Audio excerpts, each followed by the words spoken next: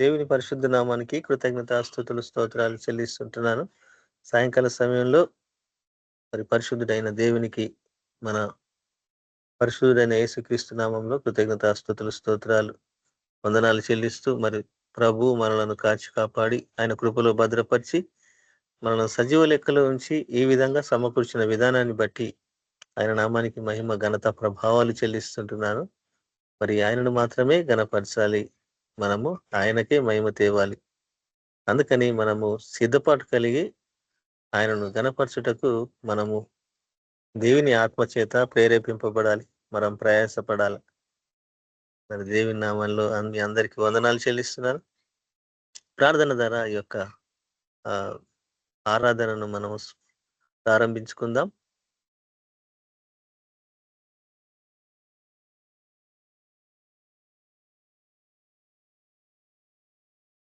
ప్రార్థన చేసుకుందాము. ప్రభువు నామమును మహిమపరుస్తూ ఆయన సన్నిధానంలో మన హృదయంలో కురుంబరించుకుందాం.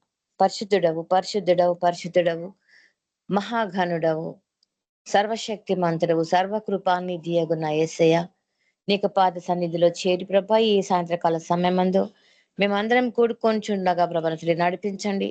ప్రతి ఒక్క బిడ్డని ప్రభను తండ్రి మరి ఈ సమయానికి ప్రభా ఈ లైవ్ టెలికాస్ట్ కి రప్పించండి నాయన. ఆటంకపరుస్తున్న అంధకారం మంత్ర చీకటి శక్తులు, ప్రతి విధమైన టెక్నికల్ ప్రాబ్లమ్స్ ని కూడా ప్రభా మీరే పరిష్కరించండి. ప్రతి ఒక్క బిడ్డ తండ్రి ఉత్సాహంతో తండ్రి ఎంతో ఇష్టంగా ప్రభా నీకు పాద సన్నిధిలో అతని మరియ వలె కూర్చుని ప్రభా నీకు వాక్య ధ్యానంలో పాలు పొందుటకు ప్రభా కృపను అనుగ్రహించండి నాయన. మనుషులను కాదు ప్రభా, మేము సజీవుడమైన యేసయ్య నిన్ను నమ్ముకున్నాం తండ్రి. నా ప్రభుడవు, నా రక్షకుడవు, నా విమోచకుడవు, నా పోషకుడవు, ఇంతవరకు మమ్మల్ని కాచి కాపాడిన దేవుడవు నీకు వందనాలు చెల్లిస్తున్నాం. అగ్ని జ్వాలల వంటి కన్నులు కలిగిన యేసయ్య ప్రతి ఒక్కరిని చూస్తున్నావు నాయన. ప్రతి ఒక్క హృదయంని మీరు పరీక్షిస్తున్నారు ప్రభ. మాలోని ప్రభ మస్టును నా తండ్రి ప్రభ బలహీనతలను ప్రభ అయోగ్యతలను కొట్టివేయండి నాయన. సంపూర్ణమైన తండ్రి ప్రభ సమర్పణతో నీ పాద సన్నిధిలో మేము చేరి నీకు వాక్యంను వినుటకును ప్రభ, వాక్యం ధ్యానించుటకు ప్రభ కృప చూపించండి నా ప్రభు. నా తండ్రి ఇంతవరకు మమ్మల్ని మీ కృపలో జ్ఞాపకం చేసుకున్నారు. ఉదయకాలం నుంచి సాయంత్రం కాలం వరకు కూడా ప్రభా సజీవ లెక్కలు మమ్మల్ని నిలబెట్టినారు. ప్రతి పనిలో మాకు తోడైన దేవుడవు నీకు వందనాలు చెల్లిస్తున్నాం. వారాంతంకి వచ్చినాం ప్రభ. నా తండ్రి ఈ వారం అంతా మమ్మల్ని కాపాడిన దేవుడవు నీకు వందనాలు వందనాలు వందనాలు స్తోత్రం చెల్లిస్తున్నాం ప్రభా. నా తండ్రి మరి పాటల ద్వారా వాక్యం ద్వారా నా తండ్రి మీరు మహిమ పొందాలనైనా నా ప్రభ విమోచకుడు. మాకు కావాల్సిన ఆహారం మీరు దయచేయండి ప్రభ. మరి చెప్పనైన వాక్యం బట్టి నీకు వందనాలు ప్రభ. చెప్పనైనటువంటి ప్రభ మరి స్పీకర్ ని బట్టి కూడా నీకు వందనాలు చెల్లిస్తున్నాం ప్రభ. ఈ కుటుంబంలో ప్రతి ఒక్క కుటుంబంను ప్రభ, మినిస్ట్రీలు ప్రతి ఫ్యామిలీని జ్ఞాపకం చేసుకునండి. అవసరం అక్కలన్నీ తీర్చండి. యేసయ్య ప్రార్థనలకు జవాబులను ఇచ్చే దేవుడు నాయన. ప్రార్థనలను ఆలకించి దేవుడు నీకు వందనాలు చెల్లిస్తూ సమస్త ఘనత మహిమ ప్రభావములు మీ యొక్క పరిశుద్ధ నామానికి చెల్లిస్తూ యేసయ్య శక్తి కలిగిన నామంలో అడిగి ప్రార్థించి వేడుకుంటున్నాం తండ్రి. ఆమెన్. Thank you brother. నిజముగా మొరపెట్టినా దేవుడాలకించకుండునా, సహనముతో కనిపెట్టినా సమాధానమీయకుండునా. జీవము గల దేవుడు మౌనముగా నుండున, తన పిల్లల కాయన మేలు చేయకుండున. జీవము గల దేవుడు మౌనముగా నుండున, తన పిల్లల కాయన మేలు చేయకుండున. నిజముగా మొరపెట్టినా దేవుడాలకించకుండునా, సహనముతో కనిపెట్టినా సమాధానమీయకుండునా. పరలోక తండ్రి నడిగినా మంచి ఈవులీయకుండునా. పరలోక తండ్రి నడిగినా మంచి ఈవులీయకుండునా. కరములెత్తి ప్రార్థించినా శుద్ధాత్మనీయకుండునా. కరములెత్తి ప్రార్థించినా శుద్ధాత్మనీయకుండునా. జీవము గల దేవుడు మౌనముగా నుండున, తన పిల్లల కాయన మేలు చేయకుండునా. జీవము గల దేవుడు మౌనముగా నుండునా. తన పిల్లల కాయన మేలు చేయకుండునా. నిజముగా మొరపెట్టినా దేవుడాలకించకుండునా. సహనముతో కనిపెట్టినా సమాధానమీయకుండునా. సృష్టికర్త అయిన ప్రభువుకు మన అక్కర తెలియకుండునా. సృష్టికర్త అయిన ప్రభువుకు మన అక్కర తెలియకుండునా. సరి అయిన సమయానికి దయచేయక ఊరుకుండునా. సరి అయిన సమయానికి దయచేయక ఊరుకుండునా. జీవము గల దేవుడు మౌనముగా నుండునా. తన పిల్లల కాయన మేలు చేయకుండునా. జీవము గల దేవుని మౌనముగా నుండునా. తన పిల్లల కాయన మేలు చేయకుండునా. నిజముగా మొరపెట్టినా దేవుడాలకించకుండునా. సహనముతో కనిపెట్టినా సమాధానమీయకుండునా. జీవము గల దేవుడు మౌనముగా నుండునా. తన పిల్లల కాయన మేలు చేయకుండునా. జీవము గల దేవుడు మౌనముగా నుండునా. తన పిల్లల కాయన మేలు చేయకుండునా. నిజముగా మొరపెట్టినా దేవుడాలకించకుండునా. సహనముతో కనిపెట్టినా సమాధానమీయకుండునా. హల్లెలూయా. Thank you brother. Praise the lord అందరికి. ప్రార్థిస్తాం. పరిశుద్ధుడవగు తండ్రి, సర్వోన్నతుడగు మా దేవ, మీకు వందనాలు కృతజ్ఞతలు అర్పించుకుంటాం నైనా. ప్రభువా, మరోసారి మీ సన్నిధికి వచ్చినాం నైనా. ఓ ప్రభువా, మీ యొక్క మళ్ళీ సహాయం మాకు అవసరం. మీ యొక్క పరిశుద్ధాత్మ నడిపింపు మాకు అనుగ్రహించండి. Thank you Holy Spirit. ఈ క్షణంలో తండ్రి మళ్ళీ మీ యొక్క మళ్ళీ నడిపింపు మాకు అవసరం నైనా. మాతో మాట్లాడండి, మా జీవితాలను సరి చేయండి. మా యొక్క మళ్ళీ ఆత్మీయ స్థితి ఎక్కడుందో ఒకసారి చూపించమని ప్రార్థిస్తున్నాం. మా జీవితాలు సరి చేసుకోవాలా, ఈ లోకస్తుల్లాగా జీవించద్దు ప్రవ్వా. ఎందుకంటే ప్రవ్వా, ఈ లోకస్తులు ప్రవ్వా ఎవరు గుర్తెరగని సమయంలో జరపలేని వాళ్ళందరినీ కొట్టుకొని పోయిననే వాక్యం మేము జ్ఞాపకం చేసుకుంటున్నాం. మత్తయి సువార్త 24వ అధ్యాయంలో మీరు అనేక పర్యాలు మీరు మాకు హెచ్చరించినారు నాయన. ఎవరు గుర్తెరగని సమయంలో జరపరం వచ్చి వాళ్ళందరినీ కొనిపోయాను నిత్య నరకానికి. కానీ చిన్న గుంపు విడుదల పొందాను. విడిచిపెట్టబడ్డ వారు బహు చిన్న గుంపు అని వాక్యం అక్కడ హెచ్చరిస్తుంది అయినా. కాబట్టి ప్రవ్వా, ఈ లోకం ఈ కాలం అట్లనే ఉంది. మనుషులు యథావిధిగా నిర్లక్ష్యమైన జీవితము, కమిట్మెంట్ లేని జీవితాలు ప్రవ్వా, వారి మాట మీద వారు నిలబడలేని జీవితాలు కాదు ఈ కాలంలో మేము ఉంటున్నాను నేను. ఈ లోకంతో సమాధాన పడుతూ ఈ లోకాన్ని సంపాదించుకుంటూ శరీరాలని గాయపరుచుకుంటున్నారు ప్రవ్వా. కానీ ప్రవ్వా, మాకు ఈ లోకంతో ఏ పని లేదు. మీ సన్నిధి మాకు అవసరం లేదా? మీ సన్నిధి మాకుంటే చాలు ప్రభా. ప్రతిరోజు మీ సన్నిధిలో వాళ్ళని జ్ఞాపకం చేసుకోమని ప్రార్థిస్తున్నాం. ఎందుకంటే ప్రభా, మీ సన్నిధిలో మీ మందిరంలో ఒక దినము 1000 దినముల కంటే శ్రేష్టము అని కీర్తనకారుడు జ్ఞాపకం చేస్తున్నాడు తండ్రి. మరి అటువంటి మందిరం గురించి మేము ఆశపడుతున్నాం తండ్రి. అబ్రహాము కూడా ప్రభా, మనుషుల హస్తాల చేత నిర్మించబడని ఆ యొక్క పట్టణం గురించి ఎదురు చేసిండు. దేవుడు తన స్వహస్తాలతో నిర్మించిన ఆ పట్టణం కొరకు ఎదురు చూస్తున్నాడు ప్రభా. మేము కూడా అటువంటి పట్టణం కొరకు ఎదురు చూస్తున్నాం. ఆ యొక్క పరమ యెరూషలేము కొరకు ఎదురు చూస్తున్నాం ప్రభా. నైనా మా ప్రార్థన జీవితంలో మార్పులు తీసుకొని రమ్మని ప్రార్థిస్తున్నాం. నిండు మనసుతో మిమ్మల్ని ప్రేమించాలా, సేవించాలనైనా అటువంటి ప్రార్థన జీవితంలో మమ్మల్ని నడిపించమని ప్రార్థిస్తున్నాం. వ్యర్థంగా ఉచ్చరించకుండా ప్రభా, మా హృదయ అంతరంగం నుంచి వచ్చే ప్రార్థన విధానాలు మాకు నేర్పమని ప్రార్థిస్తున్నాం నైనా. మరోసారి మాతో మాట్లాడండి, మమ్మల్ని బలపరచండి. మీ కొరకు యథార్థంగా మేము సాక్ష్యంగా జీవించాలా ప్రభా. మాలో ఎటువంటి కపటము, ద్వేషము లేకుండా పరిశుద్ధతలో మనల్ని నడిపించమని ప్రార్థిస్తున్నాం. వినయంతో, భయభక్తులతో ప్రీతికరమైన సేవ చేసే బిడ్డలుగా మమ్మల్ని అందరినీ తయారు చేయమని యేసుక్రీస్తు నామమున ప్రార్థిస్తున్నాం తండ్రి. ఆమేన్. యేసుక్రీస్తు నామమున మీకు అందరికీ మరోసారి శుభాభివందనాలు తెలియజేసుకుంటున్నాను.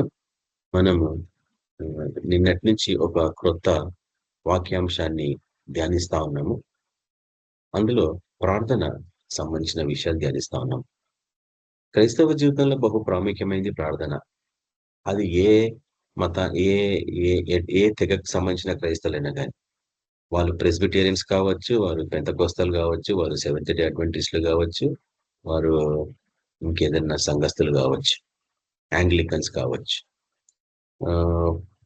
ప్రపంచాత్మకంగా దగ్గర దగ్గర 25,000 తెగల క్రైస్తవ గుంపులు ఉన్నాయి. వాటిని ఇంగ్లీష్లో డినామినేషన్స్ అంటాం. కానీ ఈ 25,000 తెగలని ఒక 4 గుంపులుగా విభజించవచ్చు అన్నట్టు. అవి ఎప్పుడన్నా అవకాశం ఉంటే నేను చూపిస్తాను మీకు అందరికీ. ఈ 4 తెగలకు సంబంధించిన సంఘాలు ముఖ్యమైన బైబిల్ అంశంలు, ఉదాహరణకి రక్షణ మొదలుకొని, తర్వాత బాప్తిస్మము, దాని తర్వాత కొన్ని పరిశుద్ధ కార్యములు అంటాం కదా, క్రియలు అంటాం, పరిశుద్ధ సమభాక్తపు కార్యములు అంటాం వాటిని తెలుగులో. అంటే బల్ల విరవడము, దాని తర్వాత ఇంటింట ప్రార్థించడము, దాని తర్వాత పండగలు, నియామక దినములు, వీటికి సంబంధించిన విషయాలు. అదేవిధంగా ఒకసారి రక్షణ పొందితే సరిపోతుందా, ఒకసారి రక్షణ పొందినట్లే అన్న సంఘాలు, కొన్ని ఏమో కాదని రక్షణ పోగొట్టుకుంటారని, ఇట్లా కొన్ని అంశంల మీద ఈ 4 తెగల క్రైస్తవ గుంపులు విడిపోతా ఉంటాయి. ఎవరు ఎటువంటి తెగల ఉన్నా గానీ, ఇంక్లూడింగ్ క్యాథలిక్ మతస్థులు, ప్రతి ఒక్కరు ప్రాముఖ్యతగా క్రైస్తవ జీవితాల వారి జీవితాలలో కొనసాగించుకునేది ఏంటి అంటే ప్రార్థన. ఈ ఒక్క అంశంలో అందరేమో ఏకీభవిస్తూ ఉంటాం, ఏ తెగకు సంబంధించిన కానీ ఏదో ఒక రోజు నేను మటుకు వాటన్నిటిని మీకు నేను చూపిస్తాను. అయితే నిన్నటి దినంన ప్రార్థన అనే అంశానికి సంబంధించినవి మరి కొన్ని విషయాలను మనము ఆరంభ దశలో చూసుకున్నాము. అవి ఏంటంటే, మొదటిదిగా ప్రార్థన అనే అంశము బహుగా అర్థం చేసుకోవాల్సిన విధానం. ఎందుకంటే ప్రార్థన యుక్తంగా చేయడం మనకి రాదు అని నిన్న మనం ముగించుకున్నాం. మనకి యుక్తంగా ప్రార్థన చేయడానికి రాదని బైబిల్ సెలవిస్తుంది. కాబట్టి మరి ఏ రీతిగా యుక్తంగా ప్రార్థన చేయాలా? సమరయ స్త్రీతో ప్రభు మాట్లాడితే ఏమంటున్నాడు? అమ్మా, మీరు తెలియని దాన్ని ఆరాధిస్తున్నారు, మేము తెలిసిన దాన్ని ఆరాధిస్తున్నాం అన్నాడు. చెప్పండి, తెలియనిది ఏంది, తెలిసినది ఏంది? కొంచెం కష్టమే వాటికి జవాబులు ఇవ్వడం. కానీ నిన్న దినాన మనం చూసినట్లు స్వీయ అభివృద్ధి కొరకు, తర్వాత శక్తి కొరకు, లేక సాధికారత కొరకు, లేక విజ్ఞాపన కొరకు, లేక ఇది యుద్ధ ఘోష, చివరిగా తండ్రి చిత్తాన్ని పరలోకం నెరవేరినట్లు భూమి మీద నెరవేర్చే కొరకు ప్రార్థిస్తాం అన్న విషయాలు మనం చూసినాం. తర్వాత ప్రార్థన ఏ రీతిగా ఉంటది? మొదటిదిగా ఆత్మలో ప్రార్థించడం, రెండవదిగా వాక్యానుసారంగా ప్రార్థించడం, మూడవదిగా భాషలని అర్థం చేసుకొని ప్రవచనాత్మకంగా ప్రార్థించడం, దాని తర్వాత కీర్తనలతో ఆయనని స్తుతించడం, కొనియాడడం, ప్రార్థించడం. కాబట్టి ఇవన్నీ మార్గాలు, ఆయనని ప్రార్థించడం కొరకు అనుగ్రహించబడ్డ మార్గాలు. కానీ ఒక ముఖ్యమైన సమస్యతో నిన్న దినం మనము ఆ యొక్క వాక్యాన్ని ముగించుకున్నాం. ఏంటంటే, ప్రతి ఒక్కరికి కలిగే సమస్య ఏంది అంటే బలహీనత. ఈ ఒక్క బలహీనతని ప్రభు ఆ యొక్క శిలువ మీద భరించలేదని నేను చూపించిన నిన్న దినంన. ఒకవేళ భరించింటే రోమి రాసిన పత్రిక 8వ అధ్యాయము 26వ వచనంలో అది రాకపోయేది అన్నట్టు. కాబట్టి ఏందా బలహీనత అన్నదే మనము నిన్న దినాన కొన్ని చూస్తా ఉన్నాం. పరిశుద్ధాత్మ మన యొక్క బలహీనతలని గమనించి మనకి సహాయకుడుగా ఉన్నాడు అన్న విషయాన్ని. తర్వాత ఒకసారి చూడండి, రోమి రాసిన పత్రిక 8వ అధ్యాయము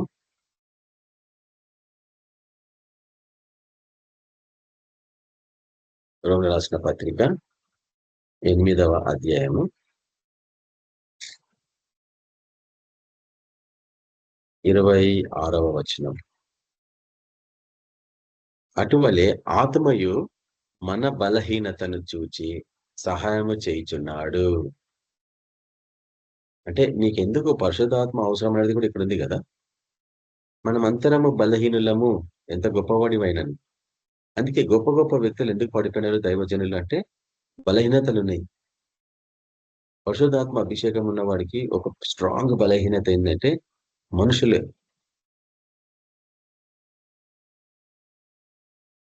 మనుషులని సహించడం, మనుషులని సంతోషపరచడమే మనకున్న బలహీనత. వాళ్ళు ఎవరైనా కావచ్చు. ప్రతి ఒక్కరిని సంతోషపరచాలా అనేది ఒక బలహీనత. కానీ బైబిల్ అంటుంది మనుషులని సంతోషపరచకూడదు అనుంది. మేము మనుషులని సంతోషపరిచే వాళ్ళము కాదంటాడు భక్తుడు. కాబట్టి దేవుణ్ణే సంతోషపరచాలా. ఈ యొక్క బలహీనత నుంచి మనం బయటపడకపోతే నువ్వు బకరా అంటాం. ప్రతి దాంట్లో నువ్వు బకరా అయిపోతావు.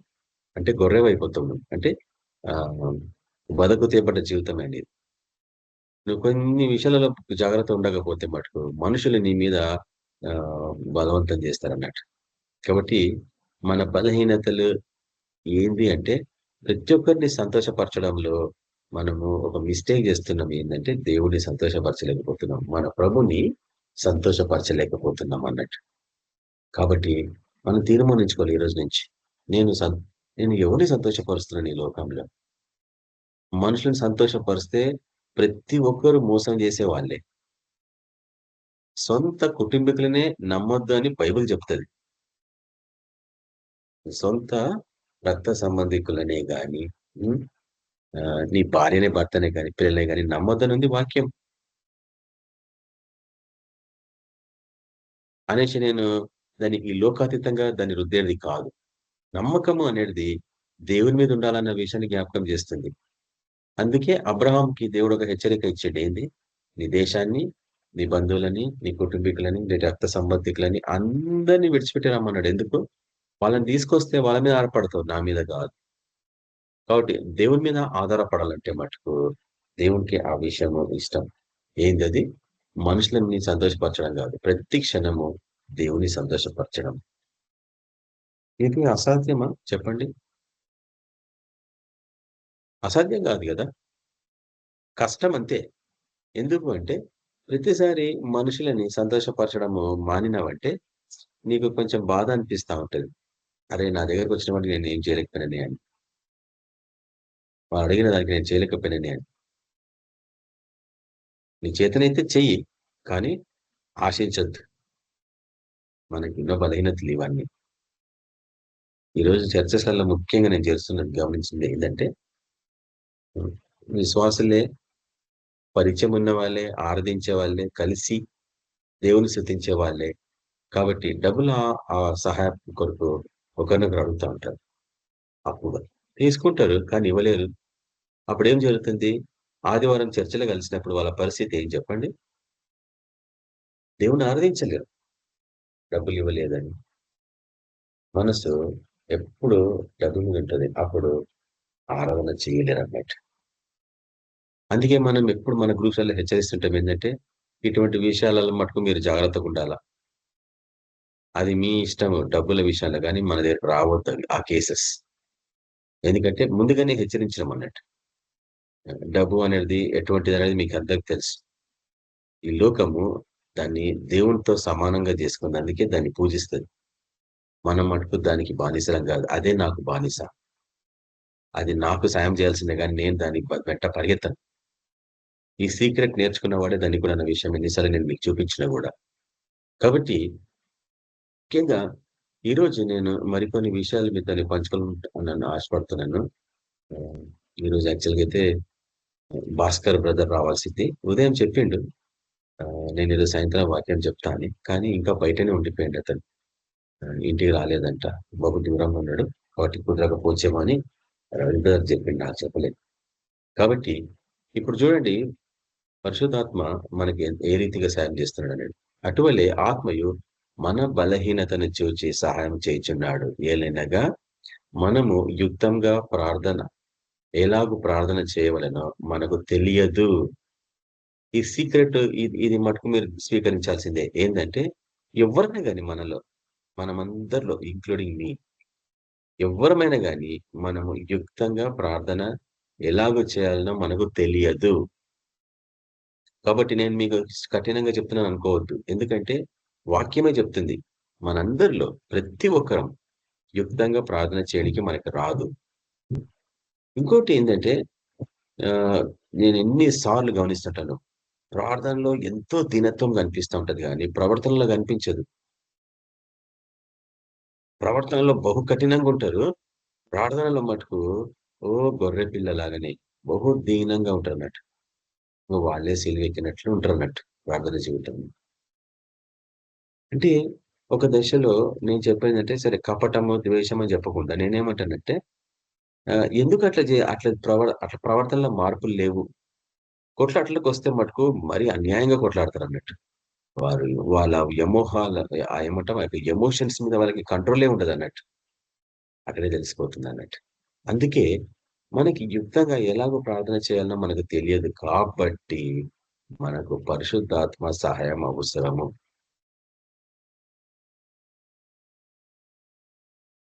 పరిశుద్ధాత్మ లేకుండా యేసు నామము పని చెయ్యదు.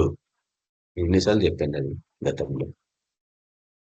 యేసు నామం ఎంతగా ఉచ్చరించినా పని చెయ్యదు పరిశుద్ధాత్మ లేకుండా. ఇది బహు ప్రాముఖ్యమైన విషయం. ప్రతి ఒక్కరూ ప్రయాసంతో ఉపవాసాలుండి పరిశుద్ధాత్మ అభిషేకం కొరకు కష్టపడాల. అన్ని క్లోజ్ చేసుకోవాలా. ఈ లోకాతీతమైన విషయాలన్నిట్లలో క్లోజ్ అయిపోవాలా. నీ ప్లాన్స్ అన్ని క్యాన్సిల్ చేసుకోవాలా. ఈ డిజిటల్ ఎక్విప్మెంట్స్ ఉంటాయి కదా, డిజిటల్ మీడియా, డిజిటల్ డివైసెస్ అంటాం కదా, మొబైల్స్, టీవీలు, ల్యాప్టాప్లు, కంప్యూటర్లు అన్ని క్లోజ్ చేసేసుకోవాలా. ఒక గదిలోకి పోయి తలుపేసుకొని ప్రార్థనలు కూర్చోాలా. హోలీ స్పిరిట్ వచ్చేద్దరు నేను బయటకు రానని తీర్మానించుకోవాలి. ఎంత ఆకలేసినా, ఎంత దాహమేసినా, ఎంత ఎటువంటి ప్రెషర్స్ ఉన్నా డిసైడ్ చేసుకోవాలా. ఎందుకంటే పరిశుద్ధాత్మ లేకుండా నీకు యుక్తంగా ప్రార్థన చేయనికి రాదంట. సరే పరిశుద్ధాత్మ ఉన్నోనికి చేయనికి వస్తుందా అంటే కాదు కూడా చెప్తాను. ఎందుకంటే పరిశుద్ధాత్మ ఉంది అనేసి నువ్వు పరిశుద్ధాత్మకి అవకాశం ఇవ్వకపోతే, అంటే సమర్పించుకోకపోతే, నీ నోట్ల నుంచి విశేషపూరితమైన వాక్యాలు వస్తుంటాయి. అంటే నీ సొంత జ్ఞానము ఎక్కువగా అనిపిస్తా ఉంటది అన్నట్టు. ఇంకొక కఠినంగా చెప్పాల్సింది ఏంటంటే, పరిశుద్ధాత్మ లేకుండా ప్రార్థిస్తే నీతో నువ్వే మాట్లాడుకున్నట్లుంటది. కొంచెం కష్టం కదా ఇది స్వీకరించడం. నేను చెప్పొద్దు అనుకున్నా కానీ చెప్పేసిన, వచ్చేసింది ఆ నోట్లకి. 99% ప్రార్థనలు వాళ్ళతో వాళ్ళే మాట్లాడుకున్నట్టు ఉంటది. ఆ 99%లో వాళ్ళతో వాళ్ళు మాట్లాడుకున్నట్టు ఎట్లుంటదంటే, నేను మాట్లాడుతున్నది నాకు తెలుసు, తర్వాత నాతో పాటు కూర్చున్న వాళ్ళకు కూడా తెలుసు. ఇదన్నట్టు ప్రార్థన. అంటే ఎవరో వింటున్నారని దేవుడు వింటున్నాడని కాదు కదా, మనుషులు వింటున్నారని ప్రార్థిస్తే ఏమన్నా అర్థం ఉందా? అందుకే నీకు పరిశుద్ధాత్మ సహాయం అవసరం. మన బలహీనతలు ఏం తెలుసా? మనుషులు వినాలా నా ప్రార్థన. బాధ నాకైతే ఊహిస్తేనే ఒళ్ళు జంతరిస్తుంటాడు. అందుకే మన ప్రభు ఎప్పుడు ఒక విషయం జ్ఞాపకం చేస్తుంటాడు. ప్రార్థించినప్పుడు నువ్వు ఎట్లా ప్రార్థించాలా? రహస్యంగా గదిలోనికి వెళ్ళి తలుపేసుకొని ప్రార్థించమన్నాడు. ఎందుకో తెలుసా? కనీసం అప్పుడన్నా నీకు పరిశుధాత్మ సహాయం నడిపింపు ఉంటది.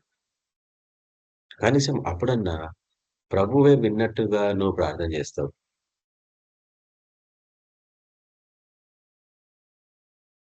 ఒకవేళ అనుకుంటే అందుకే కావచ్చు, భాషలలో మాట్లాడేవాడు దేవునితోనే మాట్లాడుతున్నాడు అంటే అర్థం ఏంటంటే, నువ్వు మాట్లాడుకోవు అన్నట్టు అప్పుడు. నీకు అర్థం కాదు కాబట్టి. నీ ప్రార్థన దేవుడు వింటుంటాడు. నీ ఆత్మ పోషిస్తా ఉంటది అన్నట్టు. కాబట్టి ఈ ప్రార్థనలో మార్పులు తెచ్చుకోకపోతే మనం చివరి కాలంలో ఉన్నాము. ఎంతో దీర్ఘంగా వేస్ట్ అయిపోయినట్టే మన లైఫ్స్. ఇప్పుడు చూడండి 26వ వచనంలో నేను గతంలో కూడా మీకు చూపించిన ఎలాగా అనగా మనము యుక్తంగా ఎలాగో ప్రార్థన చేయవలనో మనకు తెలియదు కానీ ఎట్లా తెలవాలా తెలుసుకోవాలా? చూడండి ఎలాగో ప్రార్థన చేయవాలా? మనకు తెలియదంటాడు గాని ఉచ్చరింప శక్యము గాని మూల్గులతో మరియు హృదయములను పరిశోధించువాడు ఆత్మ యొక్క మనసు ఏదో ఎరుగును. ఏలనగా ఆయన దేవుడి చిత్త ప్రకారము పరిశుద్ధుల కొరకు విజ్ఞాపనము చేయుచున్నాడు. ఇది నాకు ఎంత నేను ఎందుకంటే నేను ఇంకా పోయిన వారం కూడా నిన్నటి దినం కూడా మీకు జ్ఞాపకం చేస్తాను. రోమియో రాసిన పత్రిక అంటే నాకు చాలా ఇష్టం. ఎందుకంటే దాన్ని నేను డీటెయిల్‌గా స్టడీ చేసిన గతంలో. యాక్చువల్‌గా మనకి బైబిల్ స్టడీ కంటిన్యూ అయింటే అక్కడ వైఎంసీఏలో ఈ అధ్యాయాలన్నీ మనం చూసేవాళ్ళం. వచనం వెంబడి వచనం. మనం స్టార్ట్ చేసిందే ఆ రీతిగా ఆరాధన. Bible study. వచనం వెంబడి వచనం. చాలా పవర్‌ఫుల్ పుస్తకం ఇది రోమియో రాసిన పత్రిక. కాబట్టి యుక్తంగా ప్రార్థించాలంటే నీకు పరిశుద్ధాత్మ సహాయం అవసరం. లేకపోతే నువ్వు ఎంత ప్రార్థించినా నీతో నువ్వే మాట్లాడుకున్నట్టుంటది. నీతో నువ్వే మాట్లాడుకుంటావు కదా! గడ గడ గడ గడ గడ గడ గడ గడ గడ గడ గడ గడ గడ గడ మాట్లాడుతూనే ఉంటావు అన్నట్టు. ఇది నోట్లకెళ్ళొచ్చేది ప్రార్థన. కానీ నిజమైన ప్రార్థన హృదయాంతరంగానికెళ్ళొచ్చేది. మూల్గులతో నేను చెప్పిన పోయిన ఒక సీజన్‌లో ఒక 4, 5 మంత్స్ క్రితం బైబిల్ అంతట్లో ద బెస్ట్ ప్రార్థన ఏంది తెలుసా? మూల్గులతో అని. నేను డెమాన్‌స్ట్రేషన్ కూడా చేసి చూపించిన మీకు. అది ఎట్లా చేయాలనేది ప్రార్థన. నేను డెమాన్‌స్ట్రేట్ చేస్తుంటే అప్పుడే కనీసం కొందరి మీద పరిశుద్ధాత్మ కుమ్మరించబడి వాళ్ళు కూడా నాతో పాటు ఏకీభవించి ప్రార్థించారు. ఆ పవర్ అంత ఉంటదన్నట్టు మూలుగుల ప్రార్థన. హన్నా ప్రార్థన అంటాం దాన్ని మనం. మూలుగులతో. హెజకియా ప్రార్థన మూలుగులతో.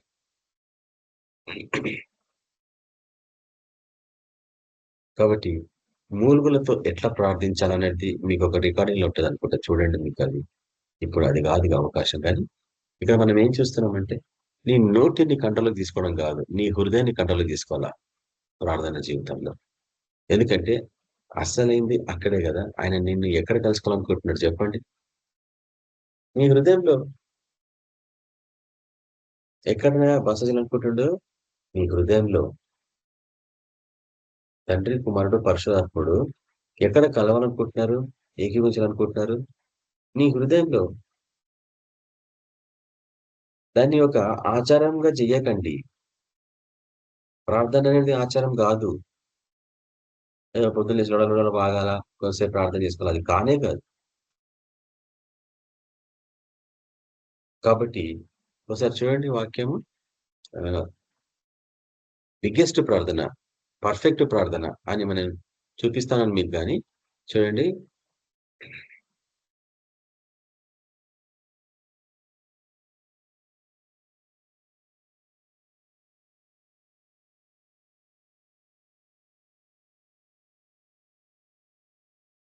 కీర్తనల గ్రంథం చూపిస్తాను ఒక వాక్యం మీకు. కీర్తన గ్రంథము 147వ అధ్యాయం. నేను జనరల్‌గా ఏం చేస్తానంటే బైబిల్ వాక్యాలు వెళ్ళిన అడ్వాన్స్ ప్రిపేర్ చేసి పెట్టుకుంటాను నోట్స్‌లు. అది ఇప్పుడు కాదు. గత 30 సంవత్సరాల నుంచి నేను చేస్తున్నట్లా. కొన్ని కట్టలు కట్టల పుస్తకాలు, పేపర్‌లు ఇప్పటికి జమ అయి ఉన్నాయి. నేను నోట్స్ రాసుకున్న పుస్తకాలన్నీ. అట్లా చేయడం వల్ల నా హృదయంలో ఇవన్నీ భద్రపరచబడుతున్నాయి. పేపర్ మీద రాయకపోతే మటుకు ఉండవు. అందరూ ఎందుకు శ్రమ పడుతుంటారో తెలుసా? వాక్యం చెప్పడానికి. వాళ్ళకి ఎవ్వరికీ కూడా సిద్ధపాటు లేదన్నట్టు. దురదృష్టం ఏం తెలుసా? Mobile apps. ఈ మొబైల్ యాప్స్ కూడా మోసం చేస్తున్నాయి. తెలియదు మీకు. ఎందుకో తెలుసా? మొబైల్ యాప్స్ రెడీ రెడీమేడ్ గదా! రెడీమేడ్ వాక్యాలవి. అవి నీ హృదయంలో రిజిస్టర్ కూడా కావు. వాక్యం చెప్తుంటే మొబైల్ చూసి చెప్తుంటాం. ఒకసారి మొబైల్ స్విచ్ ఆఫ్ అయిందనుకోండి మీ పరిస్థితి ఏంది? ముందుకు పోదు బండి. అందుకే తర్బీదు. స్టూడెంట్ లాగా తయారు కావాలని నేను అర్థం మీకు చూపించిన. నువ్వు స్టూడెంట్ లాగా ఉంటే ఏమైద్దంటే అవన్నీ రాసుకుంటావు పాయింట్స్. రాసుకొని ప్రిపేర్ అవుతావు. అద్దం ముందు ప్రాక్టీస్ చేస్తావు. మీరు నవ్వొచ్చు. నేను చేసేవాడిని గతంలో. అద్దం ముందు నిలబడి ప్రాక్టీస్ చేసేవాడిని. టైమ్ పెట్టుకొని ప్రాక్టీస్ చేసేవాడిని. పుల్పిట్ట మీద టైం పెడతాను అలారం. 5 నిమిషాల ముందు. అలారం పెడతా. ఇంతకుముందు 10 నిమిషాలు పెట్టేవాడిని. అది అది బీప్ ఇచ్చినప్పుడు నేను ఇంక సిద్ధపడాలి. ఇంకెంత వాక్యం ఉంది, ఇంకెంత సేపట్లో దాన్ని ప్రాక్టీస్ చేయాలా. ఫస్ట్ 5 మినిట్స్ ఎన్ని పాయింట్స్ చెప్పాలా, సెకండ్ 5 మినిట్స్ ఎన్ని పాయింట్స్ చెప్పాలా, థర్డ్ 5 మినిట్స్ అట్లా 5 మినిట్స్‌కి ప్రిపేర్ చేసుకుంటా నోట్స్ అట్లా. ఈ పాయింట్ 5 మినిట్స్ చెప్పు, ఈ పాయింట్ 5 మినిట్స్ చెప్పు, ఈ పాయింట్ 10 మినిట్స్ చెప్పు. ఇట్లా రాసుకుంటుంటి. అలవాటయిపోయింది ఇప్పుడు. కాబట్టి తర్బీదు పొందకపోతే మటుకు మనము నిర్లక్ష్యమైన జీవితంలో ఉన్నట్టే. కాబట్టి చూడండి ఇప్పుడు కీర్తనల గ్రంథము 147వ అధ్యాయము. కీర్తన గ్రంథము 147వ అధ్యాయం 147 చాప్టర్ 147వ అధ్యాయము 7వ వచనం. నేను చదువుతానులేండి, రికార్డింగ్ అయిపోయింది కాబట్టి. కీర్తన గ్రంథము 147వ అధ్యాయము 7వ వచనం. ఈ ప్రార్థన ఎట్లుండాలా? పర్ఫెక్ట్ ప్రార్థన అని చెప్తలేను, బిగ్గెస్ట్ ప్రార్థన అని చెప్తున్నా. నీ ప్రార్థన గంటసేపు పోవాలంటే ఎట్లా చేయగలవు నువ్వు? ఎన్ని అంశాలు తీసుకోగలవు? ఒకవేళ నీకు భాషల వరం లేదనుకోండి, నువ్వు ఎన్ని అంశాలు తీసుకుంటే గంటసేపు అవుతుంది చెప్పండి? అందుకే దావీదు రాజు ఈ విషయాన్ని జ్ఞాపకం చేస్తున్నాడు. ఏం తెలుసా? కృతజ్ఞతాస్తుతులతోనూ యెహోవాను కీర్తించుడి, సితారాతోనూ మన దేవుని కీర్తించుడి. కృతజ్ఞతలు, నీ హృదయంలో కృతజ్ఞతలు ఉండాలా. గంభీరమైన తాళములతో ఆయనను స్తుతించడం నేర్చుకోవాలా. నేను కొన్నిసార్లు ప్రార్థనలో ఆటోమేటిక్ గా పాటలు వస్తా ఉంటాయి.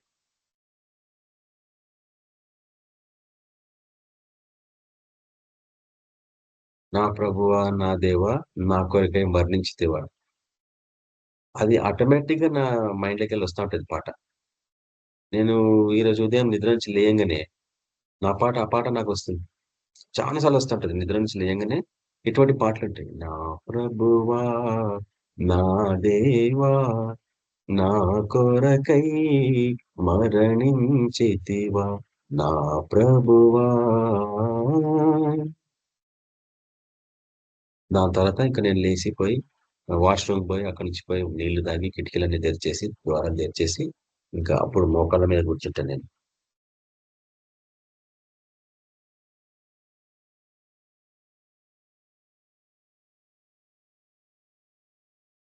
కాబట్టి స్టార్టింగే మనము ఉదయం ప్రార్థన ఆరంభించినప్పుడు ఫస్ట్ కృతజ్ఞత చెప్తాం దేవునికి. వందనాలు ప్రభువా, నీకే కృతజ్ఞతలనైనా అని చెప్పి అప్పుడు మళ్ళా మనం మన ప్రార్థనని స్టార్ట్ చేసుకుంటాం అన్నట్టు. అయితే ఈరోజు నేను ఇంకొక విషయం మీకు చూపించాలని ఆశపడుతున్నా. ఎందుకంటే దేవునికి అన్నిటికంటే బహు ప్రాముఖ్యమైన విషయము ప్రార్థన మీకు తెలవాల. క్రైస్తవ జీవితంలో అన్నిటికంటే ప్రాముఖ్యమైనది ప్రార్థన. ఏ తెగకు సంబంధించిన ప్రార్థన ప్రాముఖ్యమైంది. అదే రీతిగా దేవుని దృష్టిలో కూడా అన్నిటికంటే ప్రాముఖ్యమైనది ప్రార్థన. దాని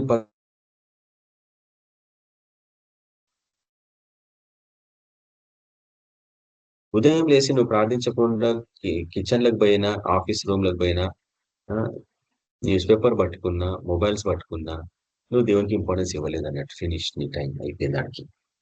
ఆ రోజు పోయినట్టే దేవునికి ప్రాధాన్యత. నిద్ర నుంచి లేస్తేనే మొబైల్స్ వెతుకుతున్నావంటే ఫినిష్ నీ పని. నీ శరీర వ్యామోహాలకి నువ్వు బానిసవైపోయినావు. అది వ్యామోహం అది. ఈ లోకంలో దేనికి ప్రాధాన్యత ఇచ్చినా అది వ్యామోహమే. అది నీ హృదయాన్ని సంతోషపరుస్తుంది. కానీ దేవుని వాక్యం సంతోషపరచాలా, దేవుని సంతోషపరచాలా, అదే నీ ఉదయం లేస్తేనే ప్రాధాన్యత. ఒకసారి చూడండి,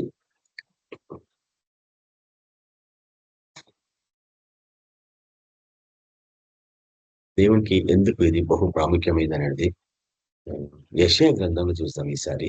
దాని తర్వాత మనం తిరిగి మత్తయి సువార్తకు వస్తాం. యెషయా గ్రంథము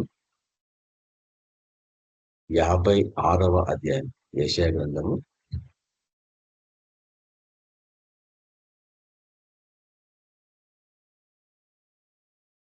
56వ అధ్యాయము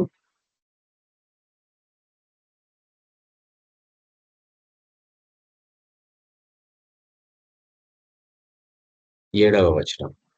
యెషయా గ్రంథము 56వ అధ్యాయము 7వ వచనంలో దేవుడు మాట్లాడుతున్నాడు.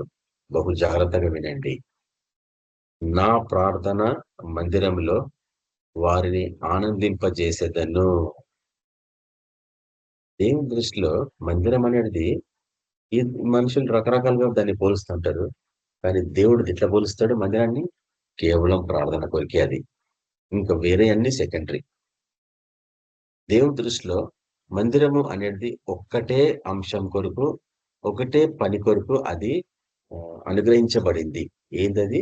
ప్రార్థన. నా ప్రార్థన మందిరంలో వారిని ఆనందింపజేసేదను. ఈ లోకంలో ఎక్కడ లేదు ఆనందం. కేవలం ఆయన మందిరంలోనే. ఆయన మందిరం బిల్డింగ్సా? కానే కాదు. నీ హృదయమే మందిరం. నీవే ఆయన మందిరం. ఆయన్ని ఆనందింపజేయాలా? ఆయన నిన్ను ఆనందింపజేస్తాడన్నాడు. నా ప్రార్థన మందిరంలో వారిని ఆనందింపజేసేదను. ఉదయం లేస్తేనే నా బలిపీఠ మీద వారు అర్పించే దహన బలులను నాకు అంగీకారం లగును. ఇప్పుడు చూడండి, నా మందిరము సమస్త జనులకు ప్రార్థన మందిరము అనబడును. ఇది దేవుని యొక్క ప్రణాళిక.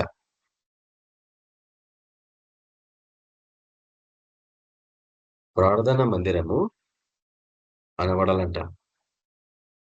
ఎక్కడ పోతున్నావు బ్రదర్ అంటే చర్చికి అంటారు కదా, కానీ ఇక్కడ ఉంది చర్చి కాదు, ప్రార్థనా మందిరం. గతంలో ఒకసారి నేను జ్ఞాపకం చేసిన మీకు ఏంటంటే, ఏ చర్చెస్లలో ప్రార్థనలు ఉండవో ఎట్టి పరిస్థితులు అక్కడ ఉండదు. మీరు పరిగెత్తిపోవాలి అక్కడి నుంచి. ఒక్క క్షణం కూడా ఉండద్దు అక్కడ మీరు. ఎందుకంటే దుష్టాత్మలు వచ్చి జమ అయిపోతాయి అక్కడ, ప్రార్థనలు లేవు కాబట్టి. ఇంకేమైనా ఉండొచ్చు, కానీ మెయిన్ నేను చెప్పేది ప్రార్థన. వర్షిప్ ఉండదు బ్రదర్ అంటే, వర్షిప్ గంభీరంగా ఉంటుంది. ఈ రోజుల్లో చర్చెస్ లో ఉండేది అంతా వర్షిపే. రెండవదిగా ఓన్లీ వాక్యం చెప్పుడే. శక్తి లేదు, క్రియలు లేవు, కృపవర్లు ఎక్కడ కనిపిస్తలేవు, స్వస్థతలు లేవు, అద్భుతాలు లేవు, ఆశ్చర్యక్రియలు లేవు, రక్షణ సందేశం అసలే లేదు. ఎన్ని చర్చలు చూస్తే ఎవరు రక్షణ సందేశం చెప్పాడు? వాళ్ళ ఆత్మలు ఎట్లా రక్షించబడతాయి? అంత ఆచారబద్ధమైన జీవితమే. కాబట్టి మనం నేర్చుకోవాల్సింది ఏంటంటే, ఒకవేళ మీరు వర్షిప్ స్టార్ట్ చేసినా, లేక మీరు చర్చిలు స్టార్ట్ చేసిన, ప్రార్థనలకి ఎక్కువ ప్రాధాన్యత ఇవ్వండి. ఎందుకంటే దుష్టుడు నిలబడాడు అక్కడ. నీ ప్రార్థనలో మార్పులు రావాలా? నువ్వు ఒకవేళ వర్షిప్ స్టార్ట్ చేస్తే ప్రార్థన నడిపించి అందరితో చేపిస్తా ఉండు. నీకే కొంచెం ఇంకా చాలనే ఆపపిస్తాం అంటే కూడా ఆపొద్దు నువ్వు. ఎందుకంటే ఆ తలపిచ్చింది దేవుడు అన్నది కాదు. అంటే చాలాసేపు హాఫ్ అన్ అవర్ అయిపోయినాయి కదా బ్రదర్, ఇంకా స్టార్ట్ చేద్దాం వర్షిప్ అంటే, నీకు ఆ తలపిచ్చింది నీ శరీరం, దేవుడు కాదు. అన్ని క్రమంగా ఉండాలి కదా, కరెక్టే. ప్రాధాన్యత మటుకు ప్రార్థనని. ఎక్కువసేపు ప్రార్థన చేపియాలి మనుషులందరితో, వాళ్ళకి ప్రాక్టీస్ చేపియాలి నువ్వు. లేకపోతే వాళ్ళు ప్రభుతో సంభాషించలేరు, ప్రభు వాళ్ళతో మాట్లాడాడు.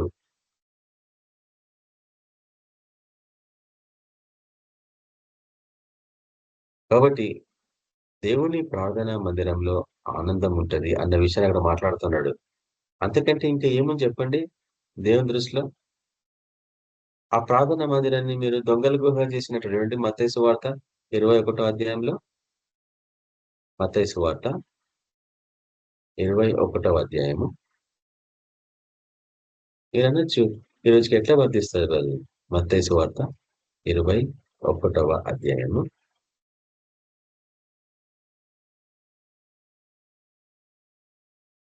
13వ వచనం చూడండి. మత్తయి సువార్త 21వ అధ్యాయము 13. నా మందిరము ప్రార్థన మందిరం అనబడును అని వ్రాయబడి ఉన్నది. ఎక్కడ? యెషయా గ్రంథంలో ఇందాక చూస్తాం. అయితే మీరు దానిని దొంగల గుహగా చేసేది వారనేను. అంటే చేసినారు అంటలేడు, చేసేవారు అంటున్నాడు. అంటే ఇది భవిష్యత్తులో కూడా ఇట్లనే తయారవుతుంది అంటున్నాడు. ఎన్నిసార్లు చదివి చెప్పండి ఈ వాక్యం ఈ రీతిగా.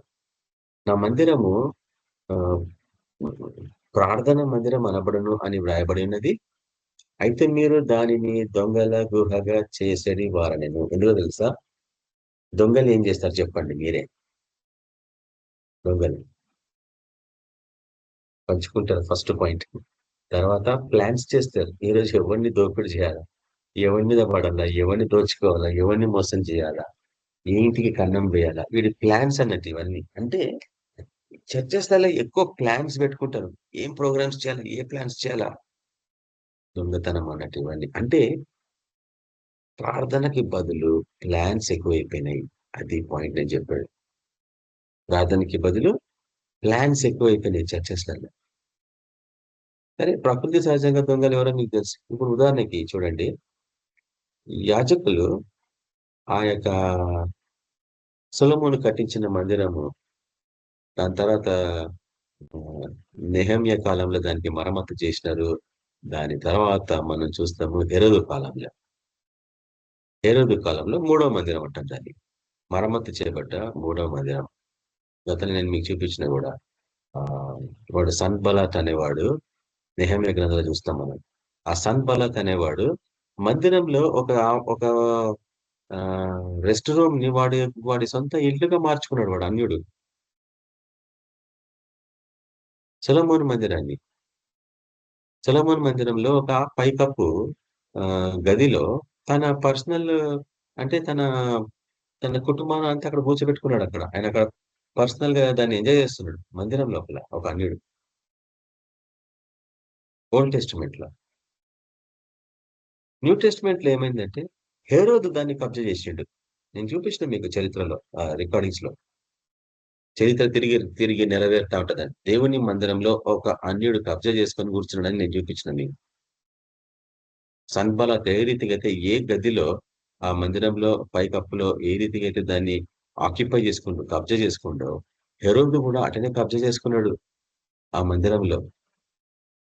మీరు ఊహించుకోండి. ఇప్పుడు అన్యులు మందిరంలో పైకప్పుని కబ్జా చేసుకుంటే వాడు ఏం చేస్తాడు? పైన విగ్రహారం చేస్తాడు. First point. రెండవది తింటాడు, తాగుతాడు. మూడవది నాట్యాలుంటాయి, డాన్సులుంటాయి. అపవిత్రత. దేవుని సన్నిధిని, దేవుని మందిరాన్ని అపవిత్రపరిచిన వాళ్ళు వీళ్ళందరూ. చెప్పండి, ఈరోజు ఎంత డిఫరెంట్గా ఉంది. ఈరోజు ఏ రూపంగా డిఫరెంట్గా ఉంది చెప్పండి ఈ కాలానికి సంబంధించి. అన్ని సీక్రెట్ ప్లాన్స్ అన్ని చర్చలోనే నడుస్తాయి ఈరోజు. మీకు తెలియదు, అన్ని సీక్రెట్స్ అన్ని చర్చలు జరుగుతుంటాయి. అపవిత్రత ఇంకా ఓపెన్ గా నేను చెప్పలేను, కానీ అందుకే మన గ్రూప్స్లలో మనము ఇండివిజువల్ గా పాటలు పాడిపియం ఎవరిని కూడా స్టేజ్ల మీద. పాడితే ఇద్దరు, నేను ఒక్కని స్టేజ్ పాడిస్తే ఇద్దరు బ్రదర్స్ అన్న పిలిపిస్తా స్టేజ్ మీదకి నాతో పాటు. నేను ఒక్కని నిలబడి పాట పాడాలి ఎప్పుడు కూడా. ఎందుకంటే నాకు ఇవన్నీ ఎప్పుడో తెలిసిపోయినాయి ఎంత డేంజర్. ఎందుకంటే గొప్ప గొప్ప సింగర్స్ పడిపోవడము, వాళ్ళ ఇండ్లకు పోయి నేను 3 రోజులు ప్రార్థన చేయడం జరిగింది గతంలో. వెరీ ఫేమస్ సింగర్స్ హైదరాబాద్ లో.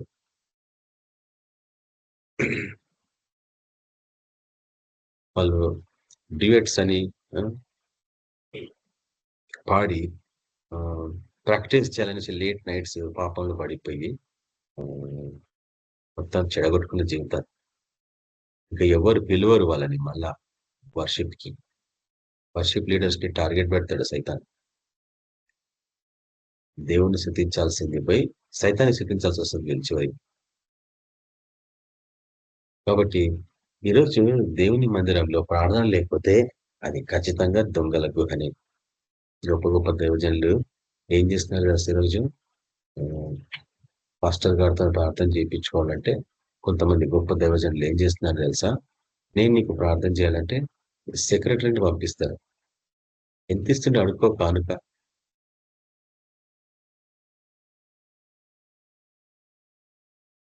పేర్లు నేను చెప్పాను. చాలా గొప్ప సేవకులు వాళ్ళు. కొంతమంది మరణించినారు కదా.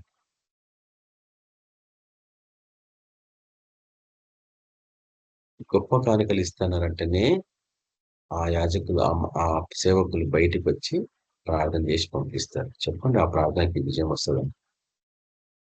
కొంచెం కష్టమే కదా ఈ విషయాలు ధ్యానించడం. కానీ మీరు అట్లా ఉండొద్దని చెప్తుంది వాక్యం. ఎవరి నుంచి ఒక పైసా ఆశించకుండా మనం సేవ చేయాలా. దేవుడే కదా పోషించాడు. మీరే చెప్పండి, మన సేవలో ఎప్పుడన్నా ఏదైనా కొదువైందా? ఇన్ని సంవత్సరాల నుంచి సేవలో సమృద్ధిగా ఆహారము, ట్రావెలింగ్ ప్రాబ్లం లేదు, పోయేస్తున్నాము, ప్రతి దశలో కాపాడుతున్నాడు దేవుడు. ఇంతవరకు ఏ యాక్సిడెంట్ కానికుండా కాపాడలేదా?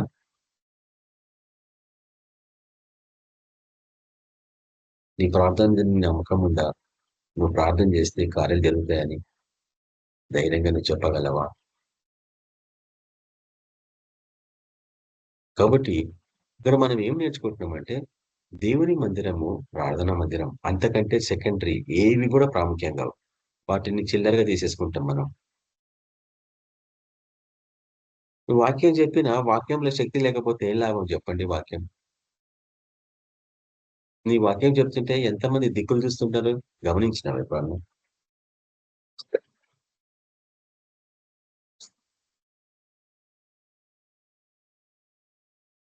కాబట్టి నీ జీవితంలో బహు ప్రాముఖ్యమైనది ప్రతి విషయంలో ప్రార్థన.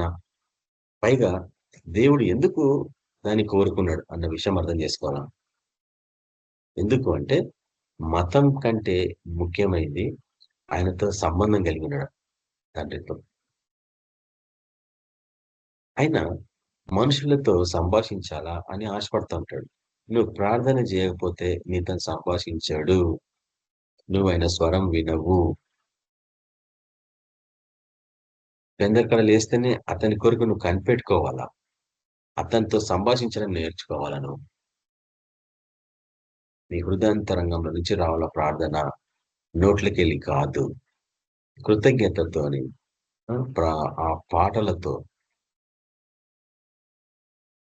ఇటువంటి ప్రార్థనలు ఉంటేనే గాని చర్చెస్లలో, సంఘాలలో ఆత్మీయంగా అవి అభివృద్ధి పొందవన్నట్టు.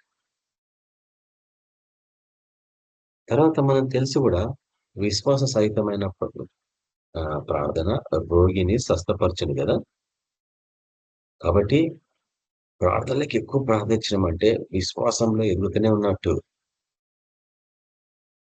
ఎందుకు?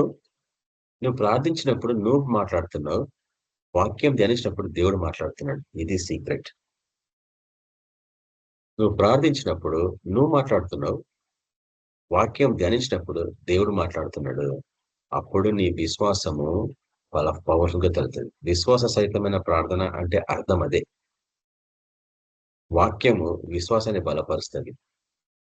దాని తర్వాత నీ ప్రార్థన దేవుని యొక్క పరలోకపు ద్వారాలను తెరిపజేస్తుంది. ప్రార్థన తెలుస్తుంది. ప్రార్థనకే పరలోకపు ద్వారాలు తెరుచుకుంటాయి.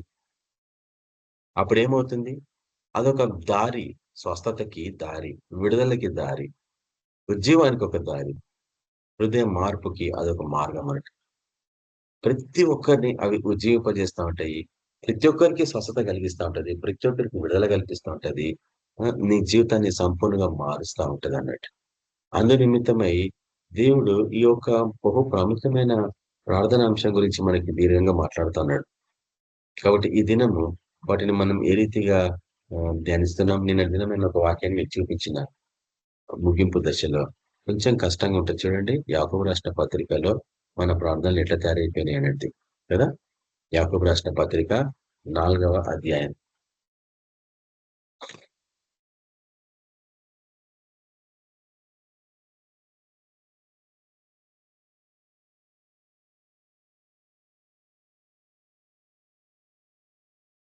చూడండి 3వ వచనంలో మీరు మీరు మీ ప్రార్థనలు ఎట్లున్నాయని చెప్తాను చూడండి.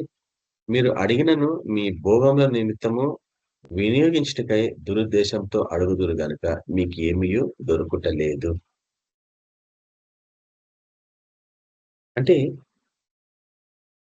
ఈ లోకస్తున్నది దురుద్దేశంతో దురుద్దేశంతో ఏం చెప్పండి, ఆయన ప్రణాళికలు లేవు. ఆయన ప్రణాళికలు ఉండేటువంటి వ్యక్తి ప్రకారంగా ప్రార్థన చేస్తే ప్రార్థనకి ఖచ్చితంగా జవాబు వస్తుంది. అన్న వాయిస్ కరెక్ట్ రావట్లేదు. ఆయన అందరి ప్రార్థనలు వినేవాడు. అనొచ్చు మీరు. మరి పాపుల ప్రార్థనలు వింటాడా? ఖచ్చితంగా వింటాడు. కానీ జవాబిస్తాడా? ఇవ్వడు. పాపి తన పాపములు ఒప్పుకొని పరిశుద్ధంగా తయారైతేనే గాని ఆయన స్వరం వినలేడు. ఎందుకంటే ఆయన పరిశుద్ధుడు. ఆయన స్వరము పరిశుద్ధమైంది. ఆయన స్వరం వినాలంటే మటుకు నువ్వు పాపాన్ని విడిచిపెట్టాలా. రక్షింపబడి కూడా నువ్వు పాపంలో జీవిస్తే వింటాడనుకుంటున్నావా? విననే వినడు. వృధా అయిపోతుంటది నీ టైం అంతా లోకంలో. అట్లా ఎన్ని సంవత్సరాలు వృధా అయిపోయిందో మీకు తెలుసా? ఎన్నో పోగొట్టుకున్నారు ఆశీస్సులు ఆయన ఆయన దగ్గర నుంచి. ప్రతిరోజు మనము ఆయన ఆశీర్వాదాలతో ముందుకు కొనసాగుతా ఉండాల. ప్రతిదీ. అటువంటి జీవితంలో పోవాలంటే నువ్వేం పోగొట్టుకున్నావు నీ లైఫ్‌లో అనేది అర్థం చేసుకోవాలి ఈరోజు. బహు ప్రాముఖ్యమైనది. 24 గంటలలో ఒక్క గంట ప్రార్థన చేయలేని జీవితము దేవుడు ఎట్లా మెచ్చుకుంటాడు చెప్పండి? పైగా వేషధారణ ఏంది? కష్టం ఉంటేనే ప్రార్థన చేస్తాం. సుఖం ఉంటే ఇవ్వడం చేయము.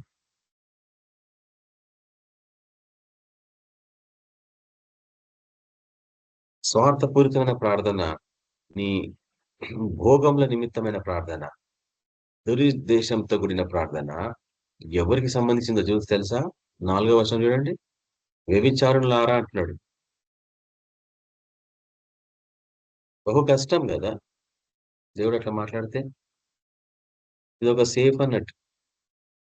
బైబిల్ చెప్తుంది కదా, నేను కాదు కదా. నా మీద ఎందుకు ద్వేషం ఉండాలి మీకు ఎవరికైనా కానీ. ఇటువంటి ప్రార్థనలు అంటే స్వార్థపూరితమైన ప్రార్థనలు, దురుద్దేశంతో కూడిన ప్రార్థనలు ఎవరు చేస్తారంట? వ్యభిచారులంట.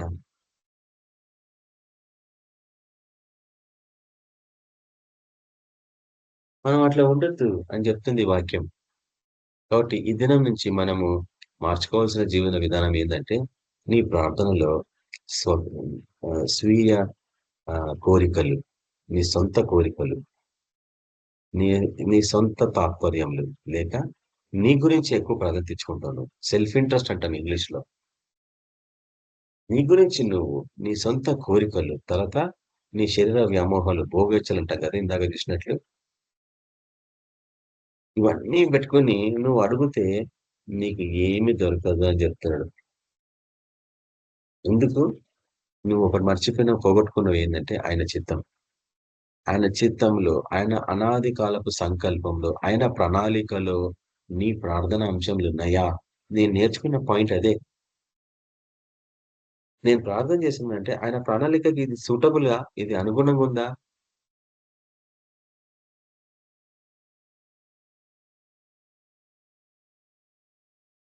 నీకేం కోరిక ఉందో అది దేవుని కోరికనా? ఈ సీక్రెట్ నీకు అర్థమైపోతే చాలు, నీ ప్రార్థన జీవితంలో మార్పులు వచ్చేస్తాయి. చాలా మంది జీవితాలలో నేను గమనిస్తున్నాను. ప్రార్థన ఈ యొక్క అవగాహన లేకుండా వాడి సొంత అవగాహనగా ప్రార్థన చేస్తుండే కానీ ప్రార్థన అనేది కూడా అది ఒకటి బయలుపరచబడాలని, ఆయనని మహిమపరచాలా, ఆయన కొనియాడాలి అనేది మనం ఎన్నిసార్లు చేస్తాం. ఆయన నామాన్ని ప్రసిద్ధి చేయాలా అని ఎన్నిసార్లు మనం ధ్యానిస్తూ ఉంటాం.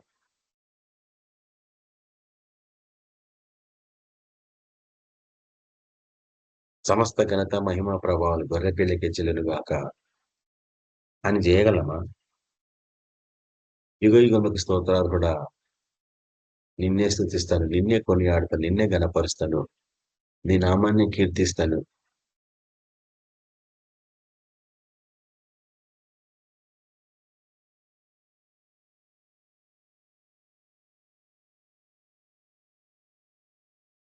నాలోనివి తీసేసుకో ప్రభువా, నీలోనివి నాకు ఇచ్చేయి ప్రభువా. నాలోనివన్నిటిని తీసేసేయి ప్రభువా. నా మనసుని తీసేయి ప్రభువా, నీ మనసు నాకు ఈ ప్రభువా.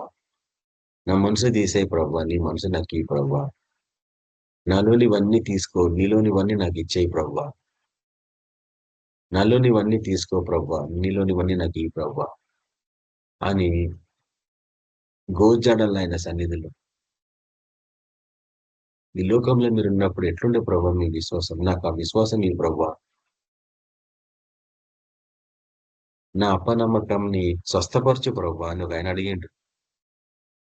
నువ్వు అడగాల.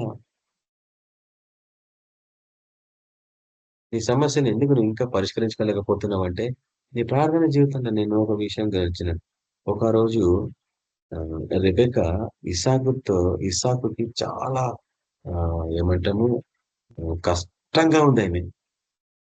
ఈ రెబెక ఇంకా ఆయన భరించలేకపోతున్నాడు ఇసాకు. ఆయనకి ఎక్కడని వేదన వస్తుంది, కోపం వస్తుంది. నేనేమన్నా దేవుణ్ణా పిల్లల్ని ఇవ్వడానికి అని తిట్టేశాడు తన భార్యని. తర్వాత తప్పు తీసుకుంటాడు, పోయి పొలంలో ఎంతగా ప్రార్థన చేస్తాడో చూడండి.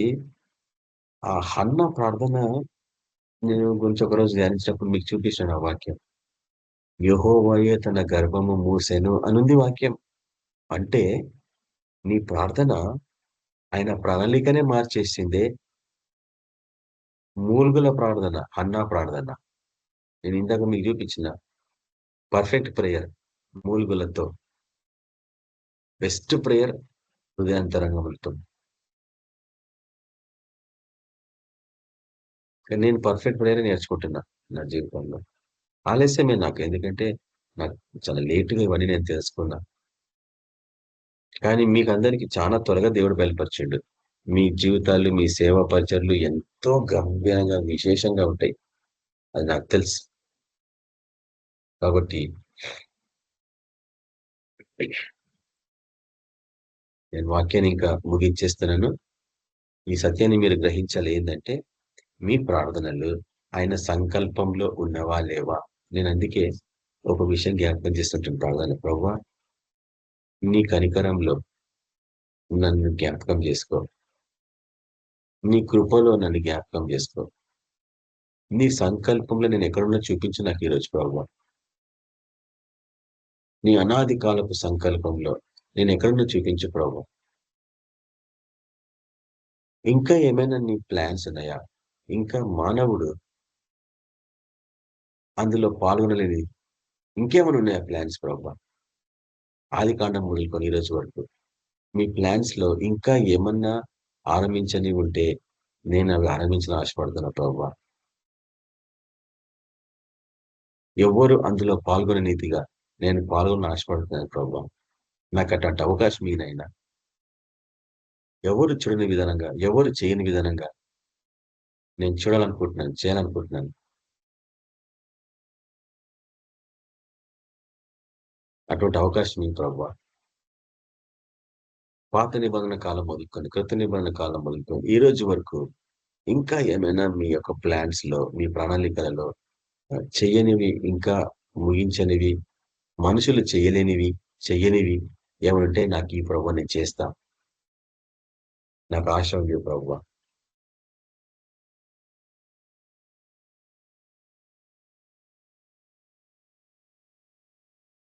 ఒక సైకిల్ అయిపోయింది నా లైఫ్ లో.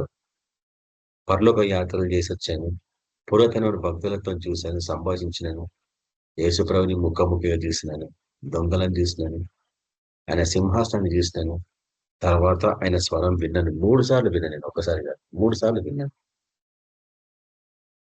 ఛాలెంజ్ తీసుకున్నాను.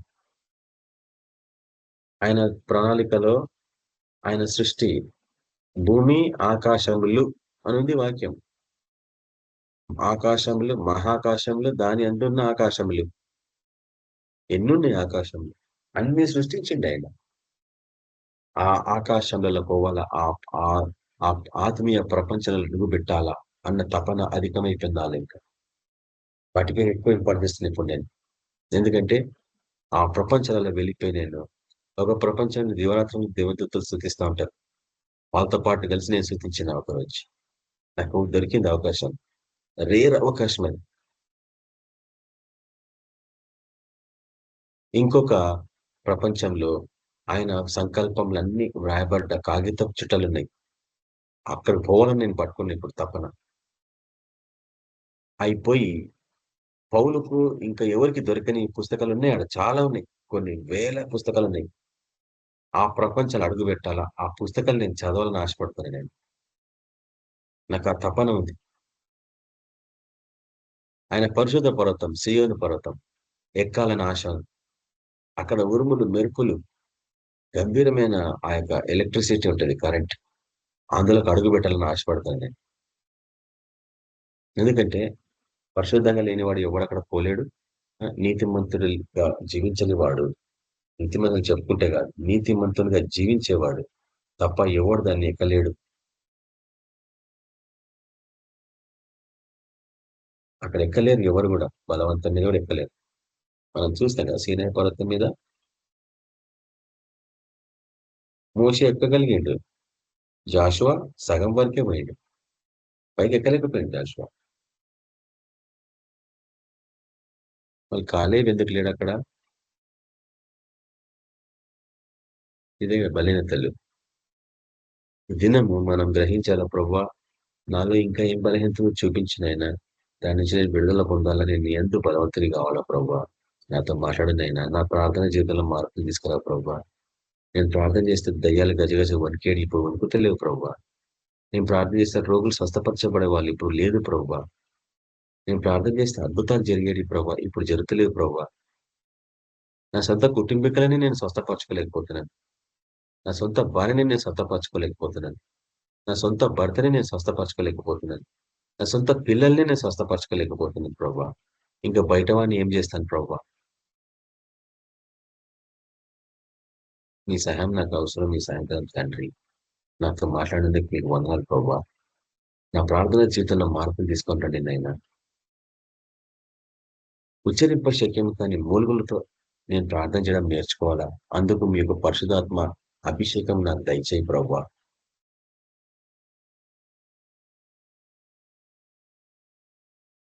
ఈ లోకం ప్లాన్లలో ఎంతగానో సమయం గడుపుతున్నాం కానీ ప్రవ్వా, మీ సన్నిధిలో సమయం గడపలేకపోతున్నాను.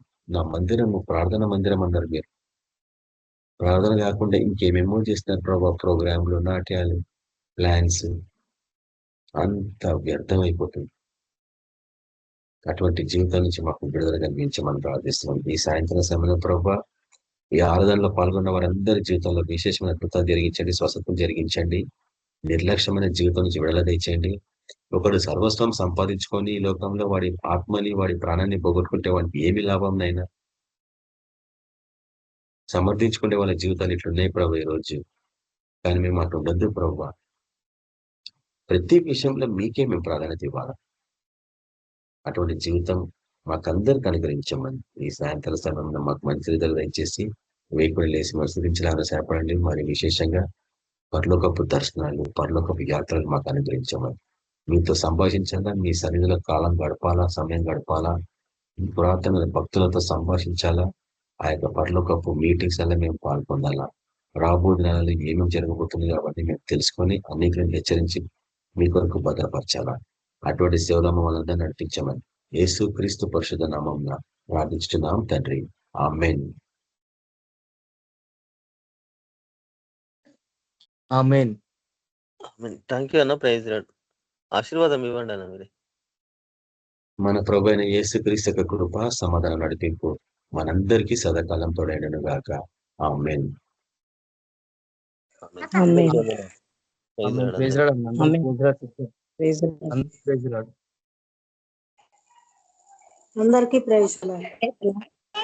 Brothers and sisters. అందరికీ ప్రైజ్ లార్డ్. Praise lord.